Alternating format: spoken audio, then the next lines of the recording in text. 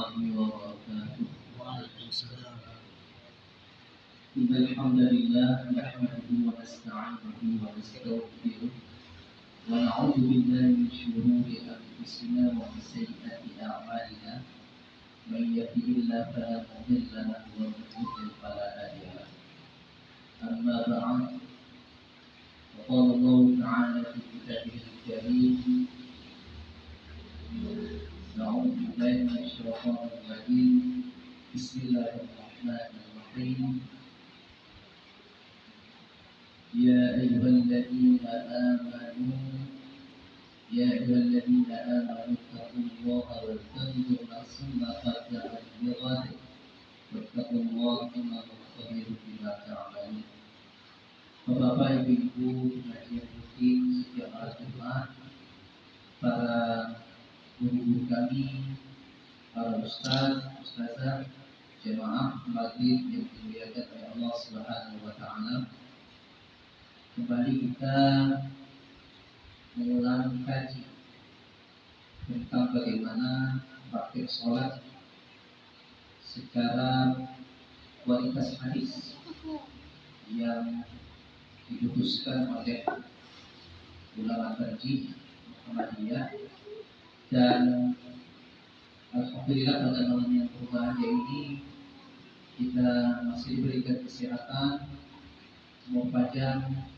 Semoga kita pada hari ini lebih baik untuk hari selanjutnya dan hari selanjutnya melakukan hal yang terbaik sehingga rutinitas kegiatan kita sehari-hari dengan penuh kebaikan yang kita lakukan di dunia ini. Semoga Allah memberikan keberkahan hidup bagi kita bersama. Amin ya rabbal alamin. Bapak Ibu yang dimuliakan oleh Allah Subhanahu wa taala, saya flashback balik pada materi yang lalu sedikit untuk mengulang sebelum kita lanjutkan pada materi berikutnya, bahwa setelah doa kita lalu kemudian kita membaca ta'awuz, ya, a'udzubillah minasyaitonir rajim. Jadi Bapak Ibu jemaah sekalian, ini bacaan ta'awuz ini kalau dalam kutipan pendapat Abu Hanifah dan Imam Syafi'i itu membaca ta'awuz dalam permulaan membaca umul kitab yaitu surah Al-Fatihah itu harus dilakukan setiap rakaat. Abu Hanifah dan Imam Syafi'i itu berpendapat bahwa setiap rakaat ketika masuk ingin kita membaca surah Al-Fatihah itu harus dibaca ta'awuz.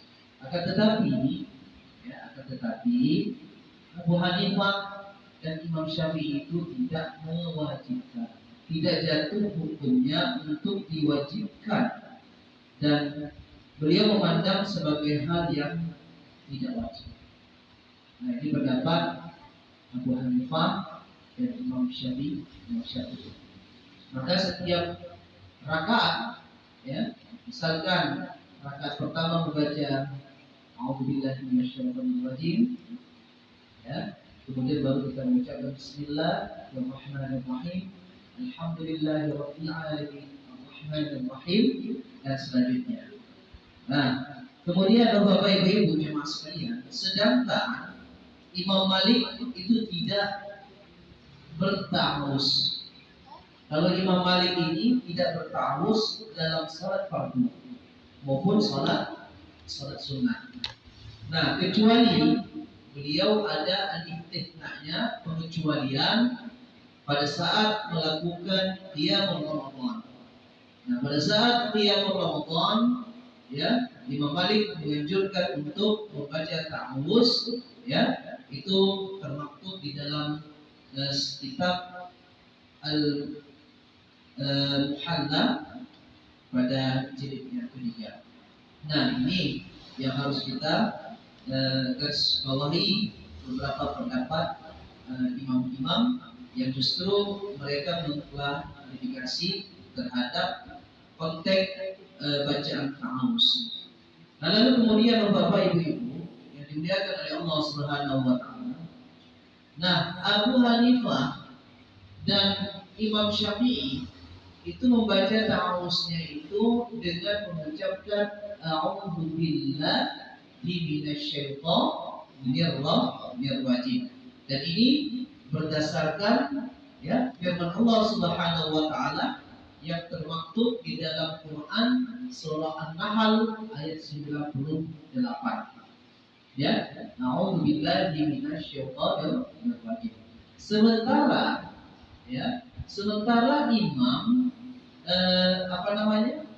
Imam Ahmad bin Hambal itu lain cara membaca ta'awuznya.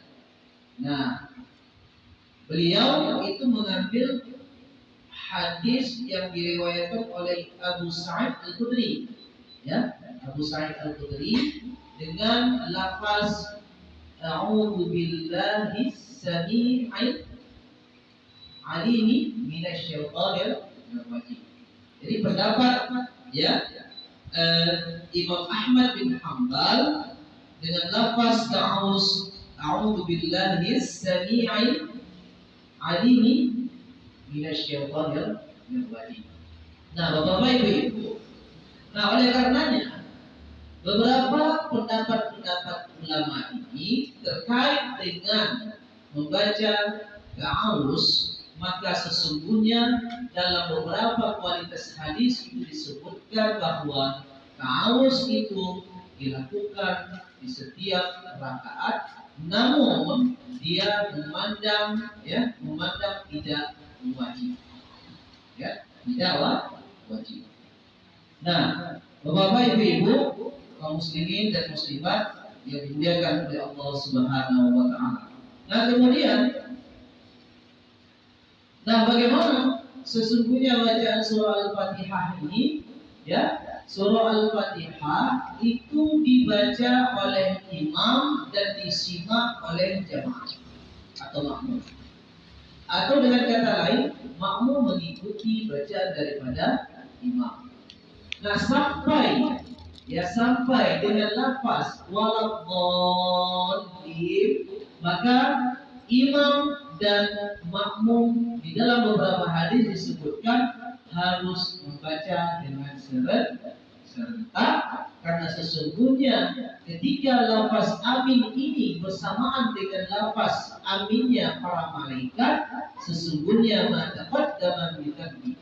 Jadi sesungguhnya ketika kita dapat mengaminkan bersama-sama dengan imam dengan aminnya para malaikat, di dalam beberapa hadis disebutkan sesungguhnya kita diberikan ampunan oleh Allah Subhanahu wa taala atas dosa-dosa yang telah kita lakukan sebelumnya. Nah, sampai di sini ini menjadi perspektif bagi kita bersama untuk mengurai kembali ya beberapa hal yang kalau nggak salah 3 minggu yang lalu tentang ya bagaimana cara sholat Rasulullah Muhammad SAW. Nah, oleh karenanya Bapak Ibu, setelah waladhdallin lalu kemudian dibaca amin secara bersamaan, kemarin kan ada yang bertanya, bagaimana Ustaz? Apakah amin itu dibaca kita dengarkan dulu imam atau baru kita baca lafaz amin? Nah, di beberapa keterangan pendapat ulama menyebutkan rujukan hadisnya itu harus bersamaan. Ketika waladhdallin ya si imam membaca lafaz waladhdallin, maka diharuskan bagi kita bersama untuk serentak membaca lafaz amin itu antara imam dengan makmum itu bersamaan. Nah, karena sesungguhnya serentaknya bacaan amin itu mudah-mudahan kita juga bersamaan amin yang kita ucapkan itu dengan aminnya para malaikat. Nah, Bapak Ibu, kaum muslimin dan muslimat yang dimuliakan oleh Allah Subhanahu wa taala. Nah, setelah mengucapkan waladhdallin, lafaz amin, maka membaca salam salah satu surah dari Al-Quran. Itu disunahkan bagi kita bersama untuk membaca salah satu surah di dalam Al-Quran. Nah, misalkan di antara bacaan surah dari surah-surah yang ada di dalam Al-Quran itu ada misalkan surah Al-Asr atau surah Inna A'tainakal Kautsar atau surah-surah yang lainnya. Nah, ini berlaku di dalam beberapa konteks hadis disebutkan. Ini berlaku pada rakaat yang pertama dan rakaat yang kedua. Kalau sesungguhnya sholat yang kita lakukan itu terdiri dari 4 rakaat. Misalkan kita melakukan salat Aisyah, maka kita sebagai yang melaksanakan sholat ini, kita membaca salah satu surah yang ada di dalam Al-Quran setelah kita mengucapkan lafaz amin. Dan ini dibaca pada rakaat yang pertama dan juga rakaat yang kedua. Sementara keterangan hadis itu menyebutkan bahwa misalkan kalau sholat Isya itu 4 rakaat, pada rakaat yang ketiga dan rakaat yang keempat sesungguhnya Nabi Muhammad SAW hanya membaca sampai waladhdallin dan tidak membaca salah satu surah yang ada di dalam Al-Quran pada rakaat yang ketiga dan rakaat yang keempat. Itu kira-kira paham ya Bu ya? Nah, paham? Insyaallah paham. Ya, rakaat yang pertama kita baca salah satu surah setelah lafaz amin. Rakaat yang kedua kita baca salah satu surah, tapi sesungguhnya dianjurkan. Nah, ini dianjurkan ini. Kalau yang bagi imam itu dianjurkan. Rakaat yang pertama itu salah satu surahnya itu lebih panjang dibandingkan dengan surah yang pada rakaat yang kedua. Nah, begitu juga ini berlaku ketika kita sholat yang sifatnya farad, yang sifatnya itu sendiri. Yang sifatnya itu sendiri. Misalkan ibu-ibu supaya itu di rumah, supaya di rumah itu diusahakan, karena sesungguhnya anjuran dalam beberapa hadis menyebutkan pada saat kita melakukan sholat, misalkan sholat maghrib, rakaat yang pertama itu setelah lafaz amin itu membaca salah satu surah lebih panjang dibandingkan daripada salah satu surah pada rakaat yang kedua. Nah, maka pada rakaat yang ketiga kita tidak membaca salah satu surah setelah lafaz amin. Begitu juga pelaksanaan salat Aisyah. Pelaksanaan salat Aisyah rakaat yang pertama satu surah setelah lafaz amin itu lebih panjang dibandingkan daripada surah yang pada rakaat yang kedua. Nah, rakaat yang ketiga dan rakaat yang keempat kita tidak membaca salah satu surah. Nah, inilah yang dilakukan oleh Rasulullah Muhammad SAW. Nah, kemudian Bapak Ibu jemaah yang dimuliakan oleh Allah Subhanahu wa taala, setelah kita membaca salah satu surah, misalkan pada rakaat yang pertama, setelah itu kita ruku. Nah, sebelum ruku kita harus melafazkan bacaan takbir. Apa yang kita baca? Allahu Akbar. Lalu kemudian kita ruku. Bagaimana ruku? Ruku itu bisa dilakukan ketika kedua belah tangan kita itu seperti dalam takbir permulaan. Nah, takbir permulaan. Jadi ruku itu dilakukan ya setelah takbir. Takbir kita dulu. Allahu Akbar. Jadi Allahu Akbar. Ya. Kita takbir lalu ruku. Nah, dengan bertakbir maka terjadi ruku. Nah, apabila kita tidak bertakbir maka tidak terjadi ruku. Salah satu ya sebelum dilakukannya ruku maka bertakbir. Ya. Nah, kemudian melempangkan atau meratakan punggung dengan leher.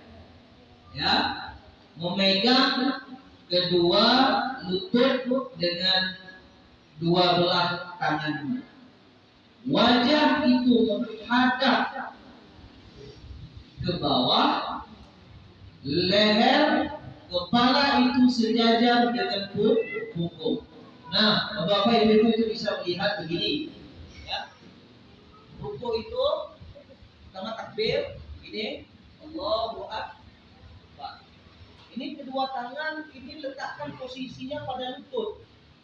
Kemudian ini punggung sejajar dengan kepala. Kemudian mata menghadap ke bawah, ini lurus sejajar. Jadi artinya misalkan ada sebagian jamaah kita yang rukunya begini. Apakah sah? Ya. Nah, ini kan persoalannya. Apakah sah? Sah atau tidak sahnya sholat itu tergantung pada hal-hal yang dapat membatalkan sholat. Namun dari satu sisi, ya, nilai daripada sholatnya itu sebenarnya yang diukur secara kualitas. Ya, kalau misalkan seperti ini, maka kurang sempurna. Kecuali dia itu sakit pinggang. Kalau sakit pinggang ataupun sakit kaki ada rukhsah fil ibadah. Ada suatu keringanan yang diberikan Allah Subhanahu wa taala dan justru sebenarnya Allah memberikan keringanan bagi kita bersama ketika memang kita dalam kondisi sakit. Saya 1 minggu yang lalu saya sholat itu pakai kursi, Bu. Kaki saya ini pecah. Ini masih. Ya. Makanya kaki saya ini ganti kulit semuanya. Telapak kaki saya ini ganti kulit semuanya, pecah. Sampai sekarang ini masih pecah. Nah, kenapa? Kalau kena air, sakit tuh. Karena kenapa? Sudah pecah. Karena terlalu lama kita berdiri, mengelupas, nampak daging, kemudian kalau kena air makin perih. Sehingga apa? Sehingga kadang-kadang saya harus bertayamum. Sehingga apa? Kadang-kadang saya harus sholat sambil duduk di kursi. Karena kenapa? Kalau misalkan sholat gini, udah otomatis pinggul kita ini kena ke telapak kaki, diduduki pada saat duduk iftirash. Kemudian pada tahiyatul akhir pasti ini di ujung jempol kita ini kan begini dia. Ya, sementara di ujung jempol di sekitar sini, misalnya jempol sini, ini luka. Jadi nggak memungkinkan saya harus melakukan sholat sebagaimana kesempurnaan yang harus dilakukan dalam sholat. Nah, disinilah letak Allah memberikan keringanan bagi kita, ya kan? Yang justru jangan meninggalkan sholat. Makanya pada minggu yang lalu, 2 minggu yang lalu itu saya nggak bisa. Kata Ustaz tadi, di situ belajar saya nggak bisa. Tingkat saya saja sholat aja harus pakai kursi. Jadi alhamdulillah karena memang saya terus berobat dan berdoa semoga ini kalau udah kena air nggak apa-apa lagi nih. Yang penting sudah dilapisi dengan kulit yang sudah kulit yang bisa menutupi luka-luka. Nah, Begitulah yang saya sampaikan tadi, bahwa sesungguhnya rukhsah, keringanan, dispensasi ketika ada sesuatu hal sakit di dalam tubuh kita, maka ketika kita rukuk tidak sempurna, maka sesungguhnya Allah masih memberikan sebuah keringanan bagi kita. Bahkan keringanan apapun Allah berikan. Ini kan luar biasa ya. Yang jangan kita tinggalkan kewajiban itu. Kewajiban ditunaikan walaupun ada sisi yang lain kita tidak mampu untuk menyempurnakannya. Nah, oleh karenanya ketika memang pinggang kita tidak sakit, leher kita itu tidak sakit, kaki kita ini tidak sakit, kemudian tangan kita itu tidak sakit, maka lakukanlah sesempurna mungkin di saat kita melakukan ruku. Maka sempurnanya ruku itu melempangkan punggung dengan leher itu sejajar, dan kedua belah tangan itu memegang lutut. Jadi lutut kanan dipegang dengan tangan kanan, lutut kiri dipegang dengan tangan kiri. Jangan salah, nanti salah pula. Lutut kanan dipegang dengan tangan kiri, tangan kiri memegang lutut kanan, tangan kanan memegang lutut kiri. Nah, ini sudah bahaya ini ketika dilihat sholat berjamaah di masjid, aliran mana pula ini? Nah, kan gitu ya. Bisa jadi nanti aliran silat menyilat itu atau silat menyilang. Nah, jadi artinya bagaimana yang sesungguhnya tangan kanan tetap memegang lutut kanan, tangan kiri itu memegang lutut kiri. Nah, apa yang kita ucapkan, apa yang harus kita bacakan doa ketika kita melakukan ruku? Ya, ini bapak ibu yang dimuliakan oleh Allah Subhanahu wa Ta'ala. Nah, sementara itu setelah kita sempurna pada saat ruku, apa yang harus kita ucapkan atau doa apa yang kita ucapkan? Nah, ada di dalam hadis Rasulullah itu disampaikan bacaan ruku itu subhanakallahumma rabbana wa bihamdika Allahumma ighfirli. Ini yang pertama. Ini ya, ini lapas yang pertama. Maksudnya yang pernah dilakukan oleh Rasulullah Muhammad SAW. Nah, kemudian ya saya ulangi, lapas subhanakallahumma rabbana wa bihamdika Allahumma ighfirli. Ini pernah dilakukan oleh Allah dan oleh Nabi Muhammad SAW. Apa artinya? Maha suci Engkau, ya Allah, dan dengan memuji Engkau, ya Allah, aku memohon ampunan. Allah memohon ampunan. Nah, ini yang pertama, nafas yang pertama. Nah, nafas yang kedua, ya, di antara doa-doa Nabi itu salah satu doa dari Nabi Muhammad SAW ketika beliau itu ya melakukan ruku, ya, selain daripada bacaan yang kita baca tadi, ada juga di nafas subhana rabbiyal azim. Subhana rabbiyal azim.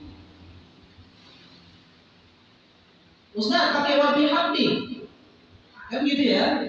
Nah, selama kami baca, selama kami cari-cari, ya ada yang menyatakan bahwa pakai di akhirnya itu wa bihamdi. Nah, kan Kalau di dalam putusan Kaji Muhammadiyah dia tidak menggunakan tambahan wajib. Jadi bacanya adalah Subhana Rabbiyal Azim. Subhana Rabbiyal Azim. Subhana Rabbiyal Azim. Jadi ya baca. Ya, dibaca. Yang pertama tadi apa?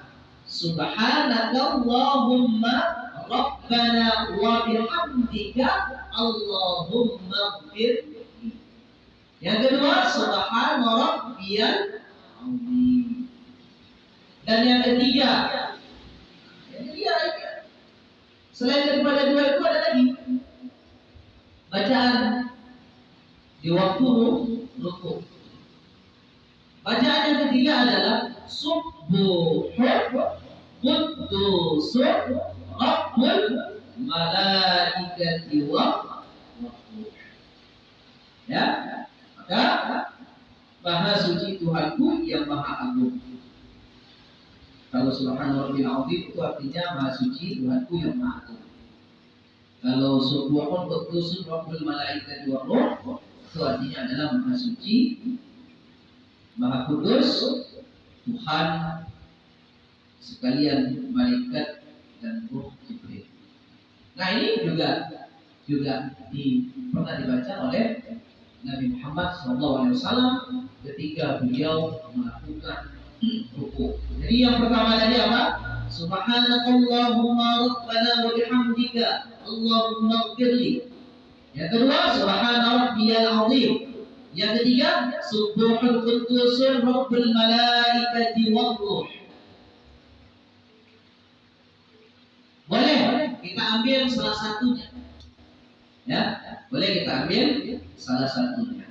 Nah, Bapak Ibu yang dimuliakan oleh Allah Subhanahu wa taala, bahwa Nabi Muhammad SAW ya, itu mengangkat kedua tangannya seluruh bahunya bila ia memulai salat, bila takbir hendak rukuk, dan bila mengangkat kepalanya dari rukuk, ia mengangkat kedua tangannya dengan mengucapkan Sami'allahu liman hamidah. Rabbana walakal hamd.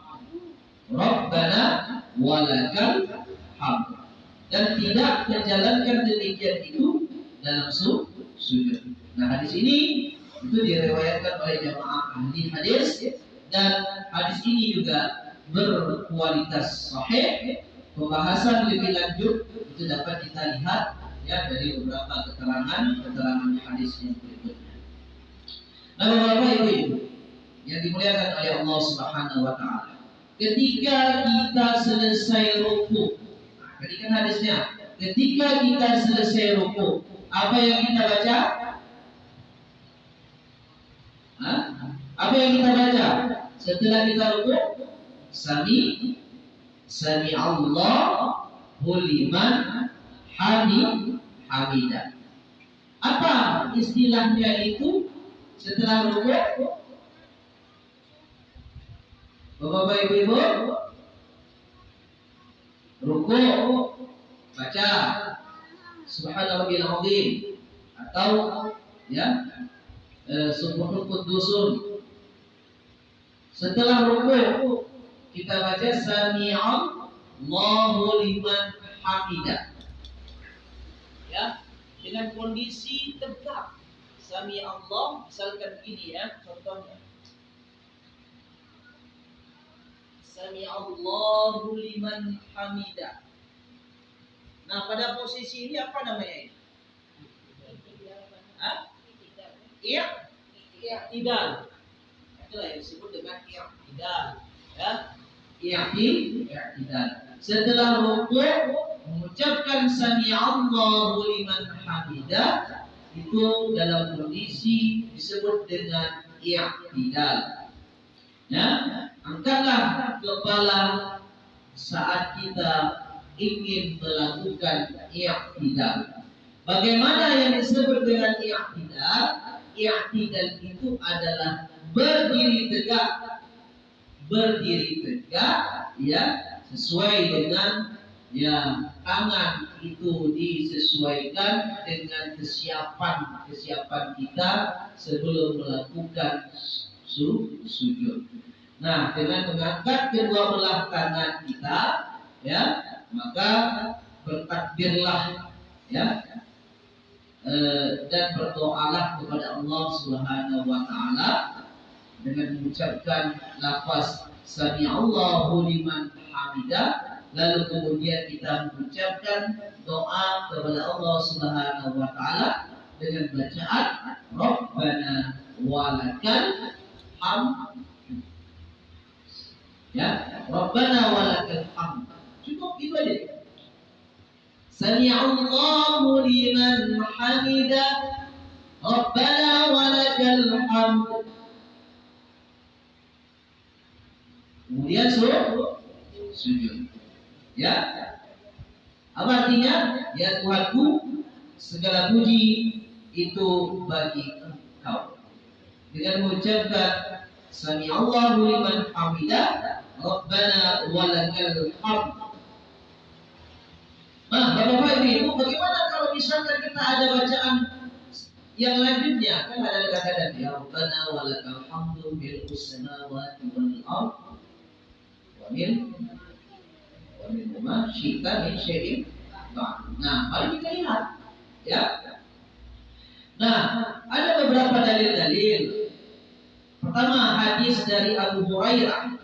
Itu Nabi SAW bersabda, apabila kamu menjalankan salat, bertakbirlah, lalu membaca sekedar dari Al-Quran, lalu rukuk sehingga tenang, terus berdiri sampai lurus, kemudian sujud sehingga tenang.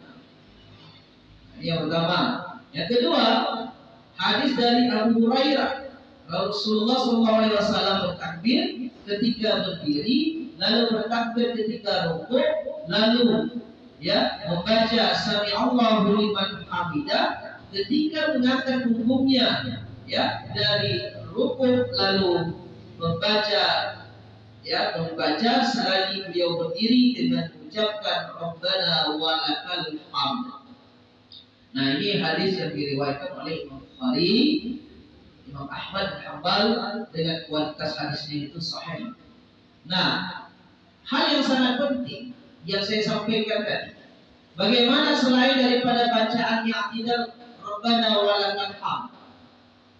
Nah, dalam catatan mengenai doa dan bacaan salat, himpunan putusan tarjih juga mencantumkan dua macam doa atau dua bacaan yang dibaca ketika i'tidal. Ketika i'tidal. Nah, yang pertama tadi Rabbana walakal hamd. Yang kedua adalah ketika Sami'allahu liman hamidah, Rabbana walakal hamdu mil'us samawati wa mil'ul ardi wa mil'u ma syi'ta min syai'in ba'd. Nah, di dalam putusan tarjih ini juga dicantumkan keberadaannya. Dan ini dikaitkan bacaan ini, bacaan i'tidal ini yang kedua itu bersumber dari hadis Ibnu Abi Aufa yang diriwayatkan oleh Imam Muslim sahih di dalam kitab As-Salat pada halaman 733. Nah, dengan hadis ini juga disebutkan hadis yang berkualitas sahih sehingga dapat dijadikan sebagai rujukan dalam membaca lafaz sewaktu kita i'tidal. Nah, Bapak Ibu, kemudian di dalam hadis Rasulullah SAW, Ali bin Abi Aufa qala kana Rasulullah SAW idza rafa'a dhahrahu min al-ruku' qala sami'allahu liman hamidah Allahumma rabbana lakal hamd mil'us samawati wa mil'ul ardi wa mil'u ma syi'ta min syai'in ba'd. Artinya hadis ini juga bacaan ini juga berdasarkan pada hadis, maka bisa dijadikan sebagai rujukan. Boleh yang pertama tadi dan juga boleh yang kedua. Nah, atau Bapak Ibu, boleh juga kita membaca doa dengan mengucapkan sami Allahu liman hamidah, Rabbana walakal hamdu hamdan katsiran thayyiban mubarakan fi. Nah, berarti ada berapa, Bu? Ada berapa, Bapak? Ada tiga. Ada tiga ya? Ya. Ketika rukuk tadi ada berapa? Tiga lapasnya. Ketika i'tidal ada berapa? Ada tiga. Boleh kita mengucapkan Rabbana walakal hamd. Boleh kita mengucapkan dengan lafaz Rabbana lakal hamdu, ya. Rabbana walakal hamdu mil'us samawati wa mil'ul ardi wa mil'u ma syi'ta min syai'in ba'd. Dan boleh juga kita membaca dengan mengucapkan lafaz doa Rabbana walakal hamdu hamdan katsiran thayyiban mubarakan fi. Ada tiga. Nah, yang mana yang biasa kita ucapkan silakan masing-masing. Karena dari kecil kita kan pernah diajarkan, oh begini. Mungkin ada bacaan yang waktu kecil kita diajarkan oleh guru kita, Rabbana walakal hamd. Ustaz, saya dulu waktu kecil diajarkan Rabbana walakal hamd. Itu saja Ustaz. Boleh Ustaz? Boleh, jadi masalah. Ustaz, saya waktu kecil diajarkan Rabbana walakal hamd. Mil'us samawati wa mil'ul ardi wa mil'u ma syi'ta min syai'in ba'd. Boleh? Yang ketiga, Ustaz, saya waktu kecil bukan itu Ustaz, bukan Rabbana walakal hamd, juga bukan Rabbana lakal hamdu mil'us sama, bukan itu Ustaz yang diajarkan. Jadi apa yang diajarkan? Rabbana walakal hamdu hamdan katsiran thayyiban mubarakan fi. Boleh Ustaz? Boleh. Nah, oleh karenanya Bapak Ibu, pada saat sujud, pada saat i'tidal ketiganya ini juga boleh kita ucapkan. Nah, Bapak Ibu, mungkin karena memang kita sudah masuk Isya, ya, sampai di sini dulu pertemuan kita, pembelajaran kita sampai sampai i'tidal. Mudah-mudahan minggu depan kita masuk ke sujud, ya. Setelah i'tidal sujud. Setelah sujud nanti baru kita tahiyat. Apa nanti mau dibaca? Jadi itu harus kita pelajari sedikit demi sedikit. Gak usah langsung terus banyak-banyak. Kita perbaiki, mana tahu nanti ada sesuatu kekurangan dan kelemahan yang kita baca selama ini kita perbaiki. Nah, sebelum saya tutup mungkin ada pertanyaan satu, boleh? Ya, silakan. Salat sambil duduk atau Pak, ada yang pakai kursi tabua, ada yang pakai kursi duo, yang nggak ayat betul ya. Daripada membuka, Yang pakai kursi ini salat duduk atau Pak, dia kan pakai kursi. sholat. Orang sakit. Oh, itu yang sakit. Ada yang pakai kursi duo, ada yang pakai kursi tabua, yang lima yang betul ya Pak. Maksudnya sembahyang pakai kursi. Kursi dua maksudnya kan? Kursi dua itu apa? Iya, sampai sujud Pak, sampai sujud ibu itu sabar lain, sampai duduknya sabar. Oh, tempat sujud. Nah, sini tempat duduk. Jadi dua kursi ya. Dua kursi untuk sujud. Ya. Jadi begini Bu, ini kan kita melihat sholat yang orang sakit ini sampai sejauh mana dia, sampai sejauh mana dia itu sakitnya. Bahkan kadang-kadang pakai isyarat pun boleh. Kalau memang dia itu kritis, kan begitu, pakai isyarat pun boleh. Nah, persoalan ketika dia itu sujud, apakah memang sujudnya itu, ya, pakai dua kursi? kursi yang sebuah lain itu di mana diletakkannya? Apakah memang sampai sujudnya itu, rukunya itu? Hah? Sampai itu sujudnya itu ke ruku? Enggak, ketika dia sujud, ciumnya sampai.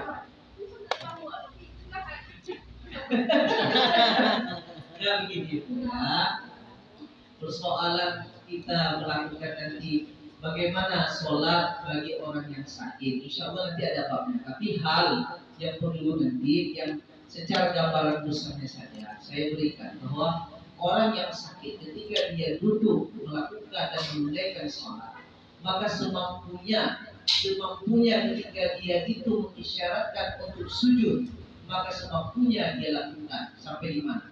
Ketika dia itu rukuk, sampai di mana rukuk yang dia lakukan. Kalau memang kira-kira dia itu mampu untuk sujud, ini kan persoalan kalau dia itu duduk di kursi. Kalau duduk di kursi ada rukun dia itu sujud sampai ke tanah, mencium tanah, dan tidak sempurna sujudnya yang dia lakukan. Tapi bagaimana semampu dia untuk melakukan? Nah, sampai di mana dia sesungguhnya untuk melakukannya itu? Paham bu? Ya. Hal-hal yang terkait nanti sholat bagi orang yang sakit kita nanti selesaikan dulu soalannya. Tapi gambaran besarnya seperti itu. Nah, bagi yang ada dua kursi itu baru mana bocah dia tuh. Belum pernah memang saya tidak bisa. Tapi kalau misalkan baru tahu saya ini. Jadi kalau karena memang baru tahu, bocah dia dulu bu. Tahu yang sembahyang itu. Kalau dia memang modelnya lain ya, tidak sesuai dengan koridor teks dalil yang disebutkan, maka harus kita perbaiki. Bagaimana sesungguhnya orang yang melakukan sholat bagi yang sakit. Oke, tapi intinya semampu dan seusaha kita dan lihat kondisi sakit kita yang sesungguhnya. Ya, begini kan kadang-kadang kita duduk di kursi. Ada misalkan, ya, itu sakit, tidak ada memungkinkan untuk sujud gitu, untuk mencium sampai di bawah. Dikhawatirkan, misalkan kaki kita itu keseleo, ketika memang mau sujud, dikhawatirkan kaki kita itu makin parah. Maka kita gerakkan semampu kita untuk sujud. Diisyaratkan. Kalau misalnya sampai lagu aja. Nah, seperti itu. Jadi bapak-bapak ibu, itu yang dapat kami sampaikan. Mudah-mudahan bermanfaat. Dan apabila ada sesuatu kesalahan dan kekeliruan, bahkan kekurangan apa yang kami sampaikan, saya berserah diri kepada Allah. Mudah-mudahan apa yang saya sampaikan ini, bila mana ada sebuah kekeliruan, maka sampaikanlah kepada kami, supaya kita tawassau bil haq wa tawassau bis sabr, dan mengucapkan nasrun minallahi wa fathun qarib wa basyiril mu'minin. Wassalamualaikum warahmatullahi wabarakatuh. Waalaikumsalam warahmatullahi wabarakatuh.